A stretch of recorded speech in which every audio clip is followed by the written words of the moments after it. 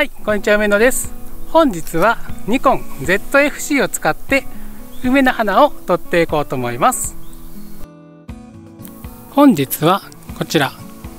お城に梅の花を撮りに来ています。まだ満開じゃないんですけれども、もうそこそこ咲いてますので、ここを ZFC で撮っていこうと思います。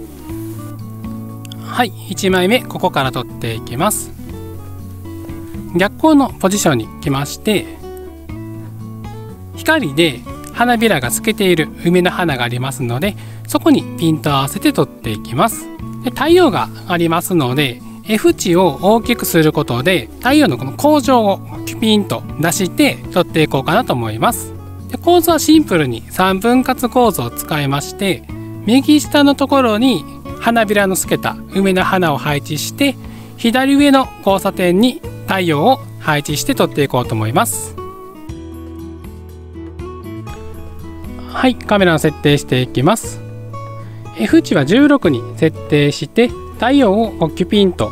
させて撮っていこうと思います。 F 値16にすることでシャッタースピードが遅くなりますので、ISO感度はオートの500でシャッタースピード100分の1秒出るようにしています。露出プラマイゼロのマルチパターン速攻を使って撮っていきましょう。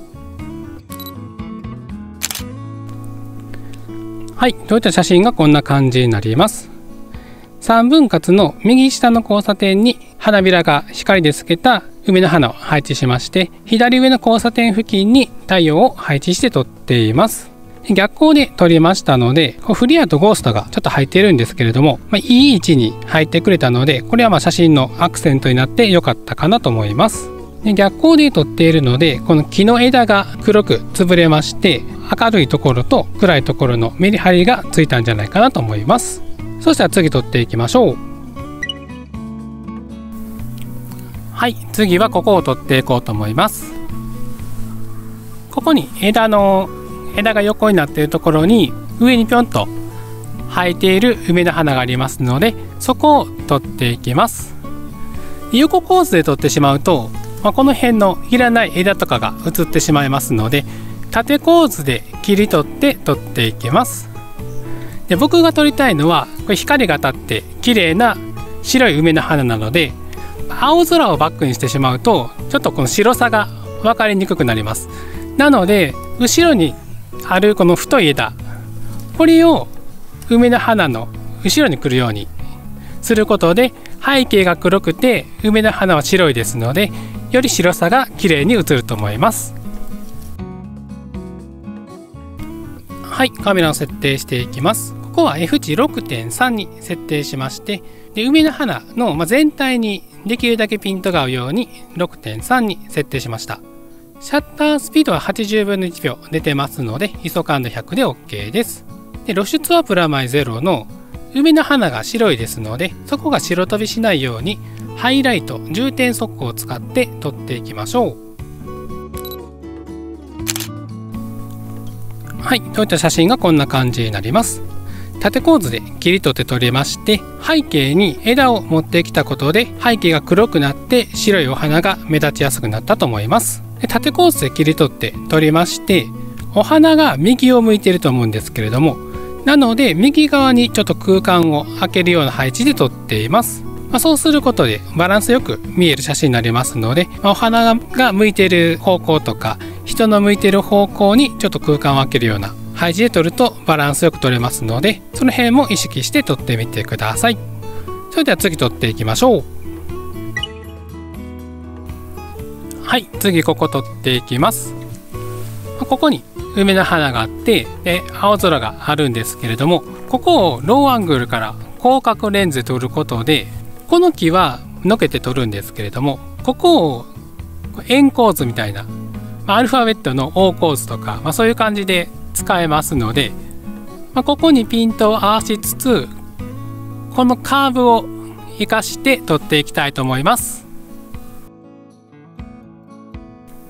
はい、カメラの設定していきます。花びらにできるだけピントを合わせたかったので F 値は 6.3 に設定しています。シャッタースピードは200分の1秒出てますので ISO感度100で OK です。露出はプラマイゼロの、ここも結構光が当たってますのでハイライト重点速攻に設定しまして、花びらが白飛びしないように撮っていきましょう。はい、こういった写真がこんな感じになります。で画面の右側に梅の花を集めまして、で左側は、入れたくなかった他の木とかは排除して青空一色にしています。で花びらのところがちょっとこう円構図風のラインになってますので、綺麗かなと思って撮ってみました。F 値 6.3 に設定しましたので、焦点距離も、24ミリだったかな、広角で撮っていますので、花びら全体にピントがあって綺麗かなと思います。それでは次撮っていきましょう。はい、次ここ撮っていきましょう。ここのセンターのところの梅の花を狙って撮っていきます。で背景に木があるのがわかると思うんですけれども、こっち側に光が今当たってまして、でここにピントを合わせることであっちが玉ボケになるかなと思いますので、ここはシンプルにこの辺にピントを合わせて背景を玉ボケを使って華やかな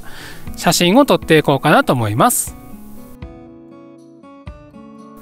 はい、カメラの設定していきます。F 値は4に設定して背景をボケさせつつ、後ろの光を玉ボケさせるために F 値4に設定しました。でシャッタースピードは200分の1秒出てまして、ISO感度100で OK です。露出値はプラマイ0の、ここはマルチパターン速攻を使って撮っていきましょう。はい、こういった写真がこんな感じになります。シンプルに日の丸構図を使いまして、背景に玉ボケを配置して撮ってみました。F 値は4に設定して撮りましたので、ど真ん中の花びら以外、右側の方は若干ボケてるんですけれども、ど真ん中のとこにはしっかりピントがあって、背景に玉ボケがいっぱい出ましたので、華やかな写真になったんじゃないかなと思います。それでは次撮っていきましょう。はい、次は前ボケを使って撮っていきましょう。ここのまっすぐなっている梅の花にピントを合わせて、この手前の梅の花を前ボケさせて撮っていこうと思います。あそこの一本ピョロっとなってるやつが前ボケに囲まれるような感じの写真を撮っていきたいと思っています。なので、こういう間からですね狙って、で前ボケがかぶってしまうとちょっと後ろの写真が不鮮明になるので、うまくあそこの花だけ抜けるところを探して撮っていきます。はい、カメラの設定していきます。ここは前ボケを使って撮りたいので F 値は4に設定しました。シャッタースピードは640分の1秒出てますので ISO 感度100で OK です。露出値プラマイ0のマルチパターン速攻を使って撮っていきましょう。はい、こういった写真がこんな感じになります。ピントを合わせた梅の花を前ボケで囲むような感じで撮ってみました。F 値4、開放 F 値なんですけれども、梅の花のところにはピントがあって、周りの梅の花は綺麗にボケてくれたので、いい雰囲気で撮れたと思います。